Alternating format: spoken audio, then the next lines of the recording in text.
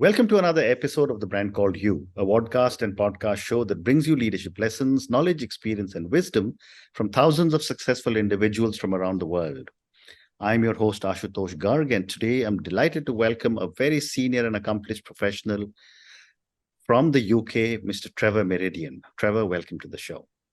Thank you very much. It's just an honor to be on your show, Ashutosh. Thank you. Trevor is the founder and managing director of Merriborn Media. He's a thought leadership expert in B2B and human resources, and he's an author. And all of you know, I'm very partial to authors. So he's an author of 3 high-profile business books, and we'll talk about his books. So Trevor, before we start talking about the world of media and public relations, tell me a little bit about your own journey. Wow. Okay. I'll try and keep it as concise as possible. Yeah. Originally, I was actually an economist. So before I was ever a words and content nerd, I was a numbers nerd. Okay. And I was an economist. I worked at the Bank of England, and I found out pretty soon that although I was good with numbers, I was much better at telling stories around numbers. So I went from there to work for the Economist Group, and I became an economic journalist. And then I went there. I thought, well, I fancy becoming a more general business journalist rather than just writing about economics all the time. I made my way through there by every time a survey came into the magazine office. I worked on a magazine in the UK here called Management Today. I gravitated towards the survey when all the other journalists ran away from the surveys because they didn't like numbers and they feared numbers, if you like. Right. So I kind of made my name in that. I kind of became deputy and then editor of that magazine. I was on a .com title about 20 years ago, which went up and down with the whole .com boom and bust, which was quite an experience. And then I moved into the world of that you mentioned around sort of HR, business to business. I became an editor of an HR magazine, and I absolutely loved the subject matter so much, because it was all about how you get the best out of people, when they came into your organization, something that I'd always been fascinated by. And I was just in my element there. As we grew that magazine very successfully for 5 or 6 years, I then became a director of a PR business, which focused on all those same issues. So I was pitching in to all the people that I used to be, in terms of the editorial teams. And then finally, I set up this business, this current business, Merriborn Media, which is kind of halfway between the worlds of content, the writing, and the world of PR. It's writing in the corporate market. And that's what got me onto the idea of clever content and putting businesses on what I call the fast track to be more confident about their content. Fascinating. And how do you define clever content? Well, it's changed a bit over the years, but basically, a lot of people who write content move too quickly to what they want to tell the audience. The people who engage in what I would call clever content are focusing on the issues that their readers or their buyers are interested in. And so they're clever because they will have the conversations with their market, and they will ask them what they're interested in, or sort of just see what it is that's causing them pain, in their business world, and then write around those issues. So it's issues-based content that puts you above the fray at the center of a debate. You may not have the answers as the author, but there's no shame in that these days. You place yourself at the center of the debate and say, this is what I think about the subject that you, the audience, are thinking. So that's probably about the closest I would get. No, that's fascinating. And, you also do a lot of work with the corporate sector, and you're a thought leadership expert.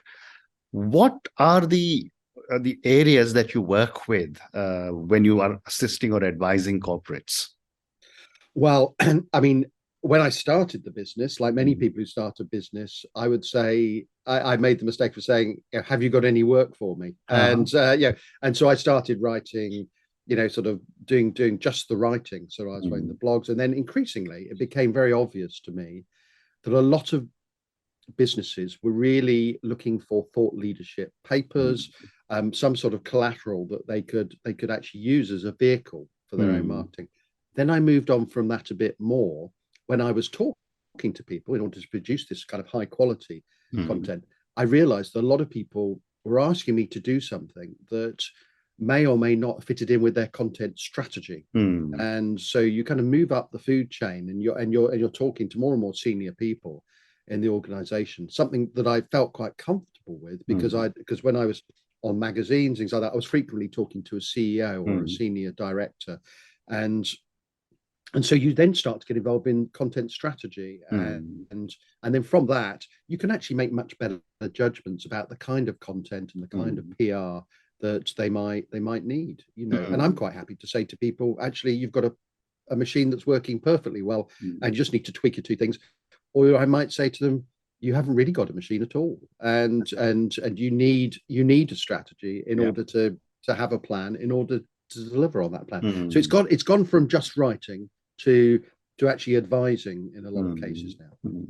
And there are a lot of companies, or large companies. I know when I used to work for India Tobacco, British American Tobacco in India, these are very large organizations which had a well-defined strategy for media relations, for putting out their thought leadership articles or from their own leadership team.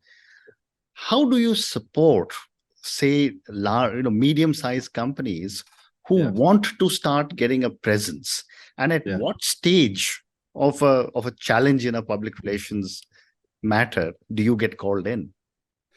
Well, let's take it in a sort of small, medium, large thing. So if you're talking to a small business, sometimes I love working with those, because you're dealing directly with the owner, and you can make the biggest change, if you like.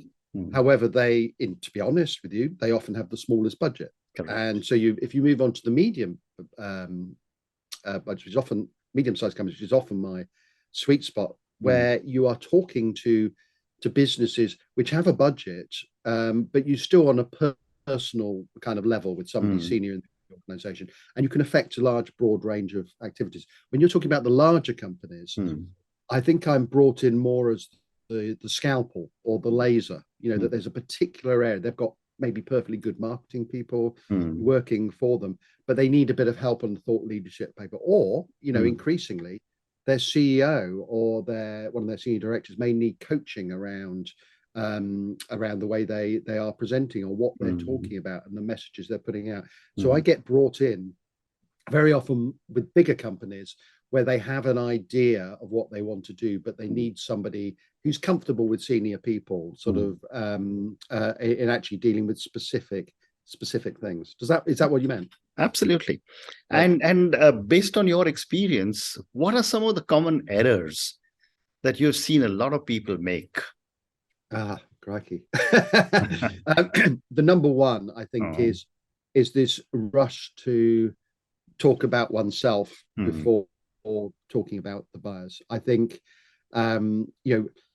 buyers out there are, when we talk about buyers in the general, for the sake of argument, let's talk about that general term, although there are many different types of buyers. They're not stupid, and that if they see that you are talking about the issues that matter to them, they will want to find out more about you. If you just start talking about yourself too early, they will immediately recognize, they sniff a sales pitch, an overt sales pitch early on. So the skill is in sort of the areas that I work in B2B and sort of HR and people issues, is to talk about those issues. Well, that's one thing. The other thing is where organizations, and if this particularly in bigger organizations, they bring you in to talk about, to sort of distill down an issue that they're talking about, and you realize, and they realize, which is a benefit to them, that actually they have quite markedly different views on why they're doing something, and that's actually it's a mistake that they haven't really talked properly about that. It's cathartic for them to have those discussions, and so I provide a service, a sort of unintended service sometimes in providing that. So it's a combination of talking about oneself too early, and then also probably not having had that internal discussion, an honest discussion about why are we really doing this at the moment, which I benefit from, because I go in and help them with that. But very often they could help themselves by having those honest discussions a bit earlier in the process. Fascinating. As you were talking, I was thinking, when I was much younger and we were being trained into talking to the press, I was told that just make sure you don't have what's called the eye disease. I did this, I did that. It's always either we or the company did this.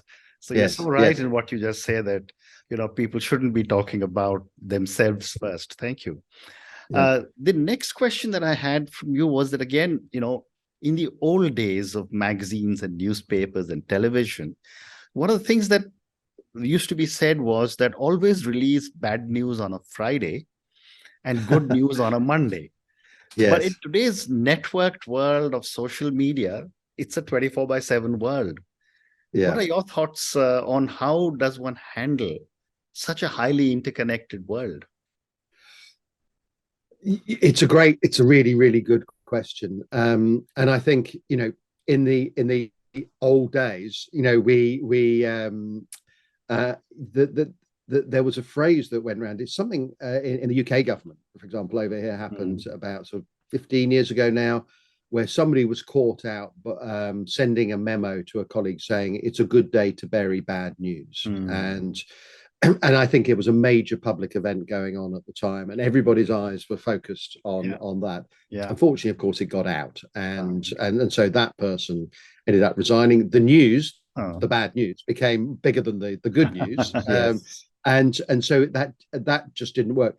I think that almost heralded the dawn of. I mean, who knows what bad news has been buried in the past that we Correct. don't know about? So we don't know what we don't know, but it is getting increasingly hard to bury bad news. It only takes one person to be looking in the right direction from a journalistic point of view at the right time. And then the power of social media is that bad news does travel faster than good news, and before you know it, it's gone everywhere and is almost impossible. The best thing you can do is not bury bad news on a Friday.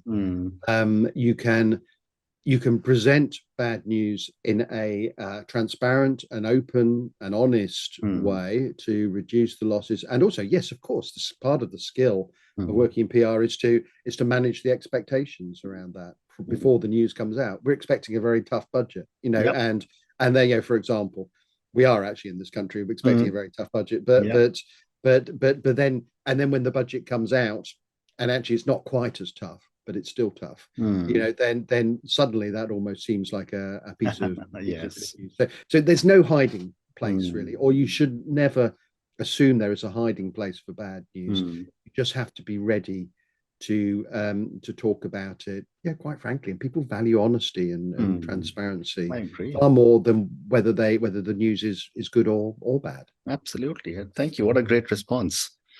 Thank you. My next question to you, Trevor, is that, it's often said that a reputation is created over a long period of time, but can be destroyed in seconds. What are some of the pitfalls a CEO has to watch out for to be able to protect the CEO's reputation and the reputation of their company?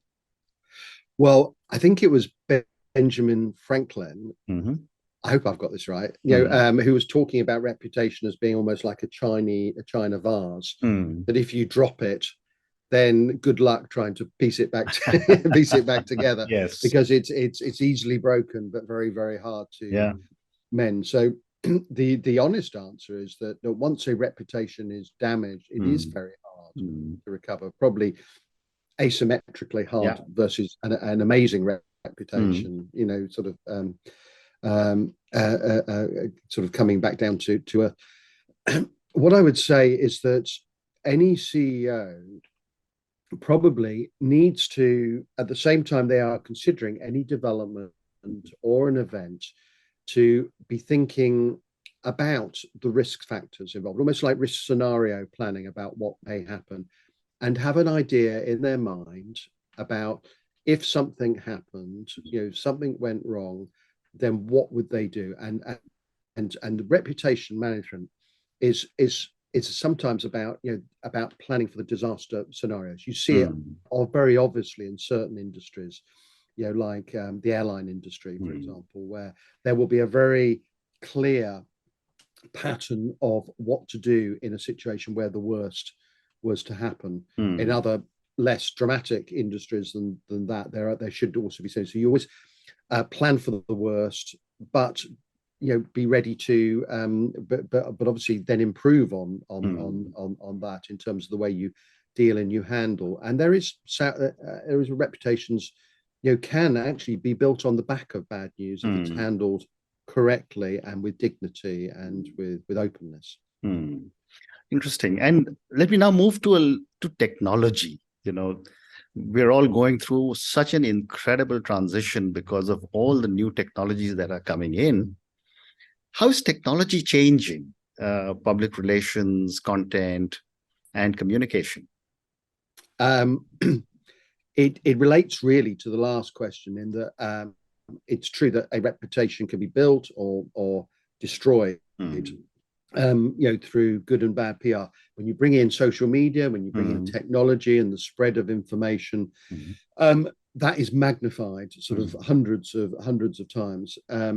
So I think in terms of the way technology influences these things is that I think you have to be aware of the dynamics of that. I don't think it should really change the principles underlying. Technology ultimately is a vehicle through which reputations are made. What's happened is that the gradient of the roller coaster has changed sort of greatly. So treat it with care, with probably much greater care than you used to, but be prepared also to react more quickly, far more quickly. You see many organizations being caught out by a sudden dramatic change in their fortunes with a release of good or bad news, and probably a lot of the problem they have is the lack of speed in the response, that they get caught unawares. You have to be as agile as the business that you profess to be running. Fascinating. So now let me move to your books, Trevor. You're an author of 3, as you say, high-profile business books. Tell me a little bit about the books, and also tell me if their titles and whether they're available on Amazon. Oh, well, they're all, the 3 books are actually a little way back in the past now. I mean, my story around that is that every time, so this is about 15 years ago now, but I am about to start writing another one. I've also in the meantime gone from writing books to judging books. So I'm on the judging panel of numbers. So I know what it takes to make a good business book, and all the mistakes I made when I was writing them before that. But basically they were in the it was my pre-HR times when I wrote a book around Nokia, around Vodafone, and also around a small file sharing service at the time called Napster, which everybody of a certain age remembers. Yeah, people have forgotten Napster. And which was right at the beginning of the peer-to-peer sort of revolution. It was, as it was then called. I had a great fun writing that book in particular, and but they're all gathering dust on people's shelves at the moment. But I think the key thing is at the moment is that those 3 books when actually coincided with the birth of my 3 children. Oh, wow. There was every time I signed a book deal, about 3 months later, my wife said to me, "I'm pregnant." Okay. And so I had literally the 6 months left to finish a book, which if you've ever written I don't know whether I should touch with you. You've written books yourself. No, I've got 8 books published. Yeah, well, I'm working on my 9th one now. But I don't have 8 children. Yeah. Well, every time. But literally, I had 6 months before the ultimate deadline. I can imagine. And if you have 2 years to write a book, you'll probably take 2 years. And if you've got 6 months, you'll probably take sort of 6 months. And so each of those times, and anyway, it got to, I was asked to write a 4th book, and I said to my wife, "Should I write a 4th book?" And she said, no to the books and the children. So we stopped writing that while. But my plan is now in the next few years to go back, and I want to be writing books, particularly around the art of developing content. My passion, having worked with a lot of businesses, is that knowledge experts, one man or one woman bands, solopreneurs, people working by themselves in other capacities, consistently underestimate the knowledge and expertise that they have inside them. And what I'm planning to do through this book is to help them get that knowledge out of themselves, and then to find ways to distribute, disseminate, that, for, yes, possibly, profit, but also just to make, just to share with the world. So this is the new one coming in the pipeline, which I'm hoping. Fascinating. And your response gives me the segue to my next question, and I have time for 2 or 3 more questions. What goes into creating good content? What goes into it? Okay.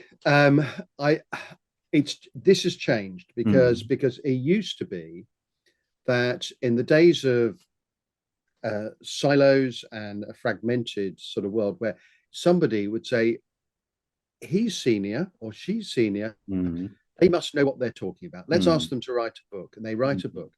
And the world, it's the world according to them. Okay, they are known as gurus. Yeah. And the art of developing content was originally to distill down the thoughts of an individual. And I've ghostwritten books as well as writing my own, and to distill down their thoughts into the world according to so and so. Okay, and that this is their view, and then depending on the quality of that and also the way it's promoted, then they become the guru that they seek to be or not. Now it has changed. Is that I think we are all kidding ourselves if we think we know all of the answers. Right. And the world has moved into it's so fast, it's so complex, it's so fast moving, that what I say to people in terms of developing content is, yes, let's get all of that stuff out of you and let's build that knowledge. But ultimately, you are producing content not just for the commercial or value or the pleasure that it gives you. You're also doing it as part of a two-way process. Through producing content, through developing it, you are getting feedback. Number one, that comes in. We are all better for the feedback that we get. You can choose to ignore it or accept it. We are all better for the knowledge. Having written 8 books, you're on to your 9th sort of now, you will know that your own knowledge improves incredibly in the process of writing a book. So feedback, knowledge, innovation. I dare say you've probably had a good idea for at least one of those books you've written when you were doing one of the earlier books. Correct. And this art of creating content, you have to say it's not just of itself. It's kind of I get a little spark of an idea here and there and so on. And the art then becomes capturing those ideas, whether you scribble it down on a piece of paper or you put it into your phone or whatever you do. Is about how you harness those ideas. Content used to be about a single person, have an idea, refine it, put it out. It's now about develop content, use it to get feedback, start a dialogue, build your own knowledge, get more ideas, and it becomes a sort of a joy, if you like. Actually people then start to see it as a development of content as the engine for their personal and professional growth. Very interesting. So 2 more questions for you. Just before we started the conversation, you told me about your podcast. So tell us a little bit about the podcast and the subjects you are covering there. Right. So this is a bit of an offshoot from my content work. You will have probably heard me use the word confidence a lot, about giving people the confidence to produce their own content. In the course of running my business, I thought, well, actually, I've been doing this for about 10 years now, and I've learned a lot about running a business. So I thought, well, what I'll do is I'll extend this confidence theme and put people on the fast track to having confidence in their business development. So I'm appealing here to the people who are just starting up businesses, or they've got a certain way and they're a bit stuck and they don't know how to scale up. And I just thought, well, the best thing I could possibly do for my own learning, my own feedback, and so on, is to interview people who inspire me, entrepreneurs who have been through that process, and about not just how fantastic are you, but it's actually just to say, what challenge did you face? What were the real difficult problems that you faced, and how did you get through them? Because we all get stuck at various stages of the journey, and the idea is to take the listener on their journey and to put them on the fast track where they see, by identifying all those blockers that stop people succeeding, and how our interviewees sort of overcome them. It's called the Merricast, a little bit egotistically, Merry, that's the name, Merricast. And but it's the point is, it's got the slogan is putting you on the fast track to business confidence, and that's what I'm there to do. So. Wonderful. And my last question to you, Trevor, and this is for the many, many people who will listen to our conversation. Based on all your vast experience, from journalism to being a thought leadership expert in B2B and in other areas, to an author, to doing so much work in content and public relations, what would you say are 3 lessons you would want our viewers and listeners to take away from your own journey and from our conversation? Okay, I think yes, there are 3. There are 3. It's always good when there's 3 because it's just so much more appealing. It's just more memorable. Yeah. I think that you have to be, in terms of, this is business, but it's also a bit in life as well, is that when you are starting a business venture, I think you have to have a passion for what you're doing. Okay, you have to understand the why. There's lots of short questions like why, who, what, when, how. The who, what, when, and how are kind of almost like tactical issues. The why is absolutely central. Why am I doing this? Whether you run a business or whether you are working in somebody else's business, can I see my part in this bigger picture? What is that purpose? You'll see the younger generations are particularly vexed on the issue about social purpose, quite rightly. And so that's my first bit of advice. The second bit, which I wish I'd taken sooner, is to trust yourself. Okay, that if you are thinking about which direction you are going in, or you're in the middle of developing something, and your instinct, your little voice in your head says, you know what, I think we've got to go this way because of A, B, and C. But you do have those little doubts. Everybody has those doubts.